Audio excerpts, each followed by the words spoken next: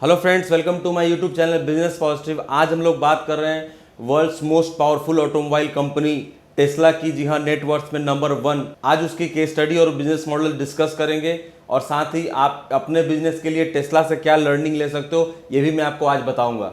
ये बात सारी ऑटोमोबाइल कंपनीज जानती थी कि फ्यूचर बैटरी कार्स का है, मतलब इलेक्ट्रिक कार्स का। और अभी भी 94% ऑफ वर्ल्ड ट्रांसपोर्ट जो है वो ऑयल पे ही चलता है। और जिस हिसाब से पेट्रोल और डीजल हम लोग कंज्यूम कर रहे हैं उस हिसाब से 2066 तक ये खत्म भी हो जाएगा। इस केस स्टडी में आप देख सकते हैं टेस्ला नई कंपनी होने के बावजूद दुनिया की सबसे बड़ी ऑटोमोबाइल कंपनी बन गई, जिसके वजह से Elon Musk third richest person तक बन गए थे लास्ट अगस्त में। बात करें अगर एलॉन मस्क के नेटवर्थ की, तो जनवरी में मात्र $32 बिलियन था, जो आज 2020 सितंबर में $111 बिलियन के आसपास पहुंच गया था। इन 7 महीनों में एलॉन मस्क ने जितनी कमाई की है उतनी पूरे वर्ल्ड में किसी ने नहीं की। पहले नजर डालते हैं टेस्ला की इन 8 सालों के सेल्स ग्राफ पे। 2013 में जहां टेस्ला का सेल 22,000 के आसपास था, वहीं 2015 में ये बढ़कर 50,000 पार कर गया। फिर 17 में ये 1 लाख पार कर गया और 2019 में तो रिकॉर्ड तोड़ 3.5 लाख गाड़ियों से ऊपर टेस्ला ने बेची।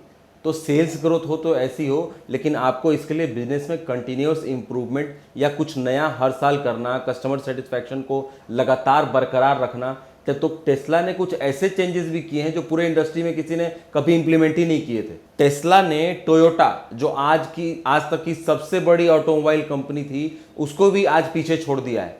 दशकों तक राज करने वाली, चाहे वो जनरल मोटर हो, ऑडी हो, BMW हो, मर्सिडीज, फरारी, होंडा, आज ये सब मिलकर भी टेस्ला का मुकाबला नहीं कर सकती। और क्यों नहीं कर सकती ये भी मैं आपको आगे बताऊंगा। टेस्ला के बारे में आगे जानने से पहले आपको क्विकली एलॉन मस्क के बारे में भी जानना चाहिए और टेस्ला की शुरुआत और कब कैसे हुई, इसके हम लोग चलते हैं थोड़ा फ्लैशबैक में। 1995 में उन्होंने सॉफ्टवेयर कंपनी Zip2 को लॉन्च किया। Zip2 को बेचकर उन्होंने X.com की शुरुआत की, जिसको हम लोग पेपैल के नाम से जानते हैं। फिर पेपैल बिका और बहुत बड़ी रकम के साथ एलॉन मस्क ने 2002 में अपना ड्रीम कंपनी स्पेसएक्स की शुरुआत की। स्पेसएक्स के बारे में तो मैं एक अलग से आपको केस स्टडी जरूर बताऊंगा, लेकिन आज हम लोग बात कर रहे हैं सिर्फ और सिर्फ टेस्ला की। तो एलॉन मस्क अपने नए स्टार्टअप स्पेसएक्स के साथ काफी बिजी थे। उन्हीं दिनों एक इवेंट के दौरान एलॉन मस्क की मुलाकात होती है इलेक्ट्रिक कार के 2 फाउंडर्स, जिनका नाम मार्क और मार्टिन था। मार्क और मार्टिन ने बैटरी कार का आइडिया एलॉन मस्क को समझाया, अपने आइडिया के ऊपर उन्होंने जो वर्क किया था उसको उन्होंने बताया। तो शायद जो एलॉन मस्क को उस समय समझ में आया वो किसी को नहीं समझ में आया। और 2004 में एलॉन मस्क जुड़ गए टेस्ला मोटर्स के साथ, जिसका नाम मशहूर साइंटिस्ट निकोला टेस्ला के ऊपर रखा गया था। आज इलेक्ट्रिक व्हीकल्स में क्यों टेस्ला अपने राइवल कंपनीज से बहुत आगे है और क्यों नहीं, जहां नॉर्मल कार्स के ड्राइव ट्रेन में 2000 पार्ट्स लगते हैं, वहीं इलेक्ट्रिक में 20 पार्ट्स लगते हैं। तो कितना भी चला लो, फ्यूल बेस्ड कार से तो इकोनॉमिकली पड़ेगा। टेस्ला बाकी कंपनीज की तरह हर 6 महीने पे कोई नया मॉडल नहीं निकालती। आप भी इस स्ट्रेटजी को अपने बिजनेस में इंप्लीमेंट कर सकते हो। टेस्ला ने सबसे पहले अपर सेगमेंट में एक कार निकाली, फिर उसके बाद उन्होंने मिड लेवल सेगमेंट पे काम किया और उसके बाद वो इधर 2-3 सालों में उन्होंने कॉम्पैक्ट गाड़ियां निकाली हैं। 5 पॉइंट्स में कवर करूंगा कि टेस्ला आखिर नंबर 1 कैसे बनी और आप इन चेंजेस को कैसे इंप्लीमेंट कर सकते हैं।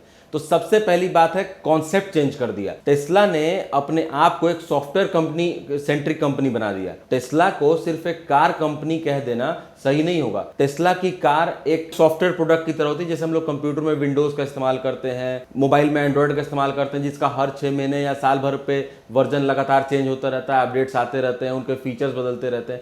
इसी तरीके से टेस्ला की कार्स के फीचर्स भी लगातार बदलते रहते हैं और उनका जो ग्राफिकल इंटरफेस है वो भी लगातार चेंज होते रहता है। तो ऑलवेज न्यू का जो कॉन्सेप्ट है वो ऑटो इंडस्ट्री में दूर दूर तक कोई सोच नहीं पाया था। प्रोडक्ट में नयापन टेस्ला की कार में ही आ सकता है, बाकी कार्स तो आपने जैसे लिए वो वैसे ही रहेगी।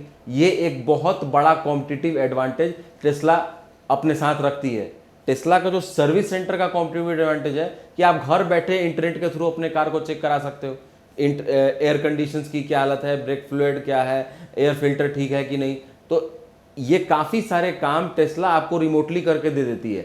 आपको मोस्ट ऑफ द केसेस में सर्विस सेंटर जाने की जरूरत नहीं पड़ेगी जब तक तो कोई बहुत बड़ी बात ना हो। आप अपने बिजनेस पर्सपेक्टिव से देखो कि आप क्या पॉसिबिलिटी बन सकती है आपके बिजनेस में, क्या कस्टमर को कुछ आफ्टर परचेज बेनिफिट दिया जा सकता है। अब दूसरे पॉइंट पर आते हैं जो है 360 डिग्री इनोवेशन, मतलब प्रोडक्ट क्वालिटी से लेकर के स्ट्रक्चर तक और मार्केटिंग स्ट्रेटजी से लेकर के आफ्टर सेल सर्विस तक लगातार इनोवेशन करती रहती है। सिर्फ प्रोडक्ट अच्छा हो जाने से आप उसको बेच नहीं पाओगे, इसके लिए काफ़ी सारी चीज़ें रिक्वायर्ड होती हैं जो 360 डिग्री देखना पड़ता है। तो टेस्ला रफली 370 माइल्स बिना रुके लगभग दिल्ली टू जम्मू का सफ़र तय कर सकती है सिंगल चार्ज में। जो अपने क्लोजेस्ट कॉम्पिटिटर हैं जैसे जनरल मोटर्स है, जैगवार है, निसान है, उनसे 100 माइल्स ज़्यादा चलती है। उसी तरीके से ऑटो पायलट का जो फीचर टेस्ला ने मार्केट में निकाला वो उसने एक अलग पहचान बना दी है। और सेफ्टी की बात करी जाए तो 5 out of 5। Somewhere in UK मैंने एक बार पढ़ा था जब एक फैमिली ने बताया कि बीचों बीच अचानक हाईवे पे पेड़ गिर गया और टेस्ला कार ने इन्वायरमेंट को रीड करने के हिसाब से और अपने सेंसर्स को एक्टिव किया और ऑटोमेटिक ब्रेक लगा दी, जिससे पूरे फैमिली की जान बच गई। तो ये तो हो गई प्रोडक्ट और फीचर की बात। अब इसके अलावा जब मार्केटिंग पॉइंट ऑफ व्यू से देखते हैं कंपनी को, टेस्ला न्यूज़पेपर मैगजीन्स में ऐड करती ही नहीं है। उनको पता है कि टेस्ला लवर्स या टेस्ला कस्टमर्स कहाँ हैं और वो कौन है, और वो ये भी जानते हैं कि कस्टमर्स हमें कैसे खोजेंगे। आपको टेस्ला की गाड़ी खरीदना एक पिज़्ज़ा खरीदने जितना आसान है। प्रोसेस होता है ना कि आपको कौन सी टॉपिंग्स चाहिए, आपको कौन सा सॉस पसंद है, आपका डिलीवरी टाइम क्या होना चाहिए। वैसे ही टेस्ला की गाड़ी खरीदने के लिए आपको कहीं बाहर जाने की ज़रूरत नहीं है। आप ऑनलाइन जाओ,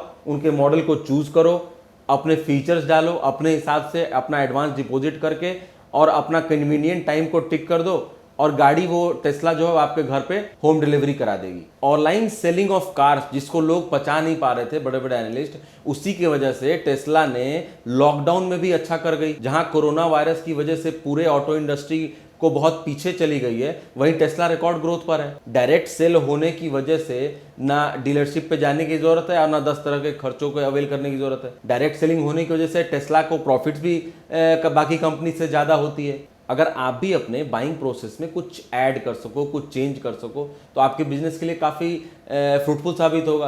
क्योंकि कहीं ना कहीं अगर आप चाहते हो कि आपका कस्टमर जो है वो घर बैठे खरीद ले, तो आपको भी कहीं ना कहीं ई कॉमर्स, अपने ऐप्स, अपने होम डिलीवरीज, अगर आप छोटे बिजनेसमैन हैं तो कहीं ना कहीं थ्रू व्हाट्सअप जो है अप्रोच कर सकते हैं। दोस्तों, मेरा चौथा पॉइंट है कस्टमर सेटिस्फैक्शन। जब तक कस्टमर फुल्ली सेटिस्फाई नहीं हो जाता, आप अगले सेल की उम्मीद तो उससे कर ही नहीं सकते।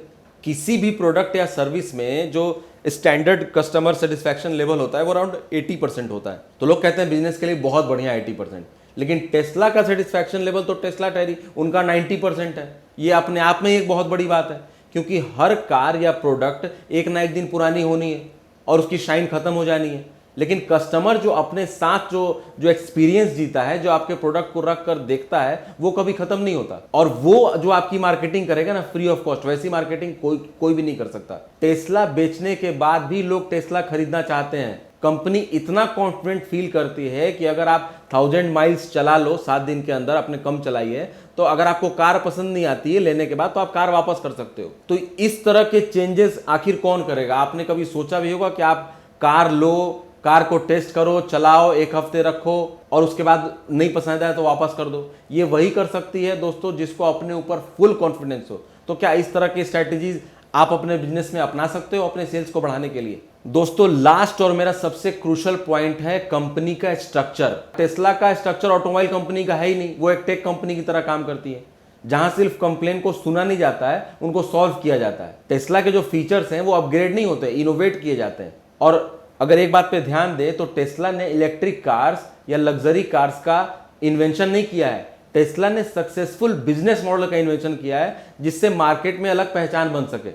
टेस्ला कंपनी ने अपने एम्प्लॉयज को इनोवेशन के लिए हैवी बोनस और इंसेंटिव प्रोवाइड करती है। अगर वो कुछ नई टेक्नोलॉजी कंपनीज के सामने लाके देते हैं तो तभी तो हर एम्प्लॉयज कुछ ना कुछ अच्छा करना चाहता है। टेस्ला ने उन सारे प्रॉब्लम्स को दूर किया है जो इलेक्ट्रिक कार खरीदने में कस्टमर पहले पीछे भागता था, और वो टेस्ला ने अपने लिए नहीं किया है। एक तरह से उन्होंने पूरे इलेक्ट्रिक कार मार्केट को आज बना दिया है। जो सबसे बड़ी प्रॉब्लम थी इलेक्ट्रिक कार लेने में चार्जिंग स्टेशंस की, तो सबसे बड़ा चार्जिंग स्टेशंस का नेटवर्क जो है वो टेस्ला ने तैयार करके दिया। कस्टमर को जो प्रोडक्ट लेने में अगर कोई परेशानी हो रही है, अगर आप उस परेशानी को ही दूर कर दो तो वो प्रोडक्ट कहीं ना कहीं कस्टमर आपसे लेगा ही लेगा। तो इस तरह की केस स्टडीज लगातार देखने के लिए, जैसे आज टेस्ला की बनाई है, मैं लगातार बड़ी बड़ी और इनोवेटिव कंपनीज की केस स्टडीज बनाता रहूंगा। मेरे चैनल को सब्सक्राइब करें, मेरे वीडियो को लाइक करें और ज़्यादा से ज़्यादा शेयर करें। आपका इस वीडियो देखने के लिए बहुत बहुत धन्यवाद। Thank you.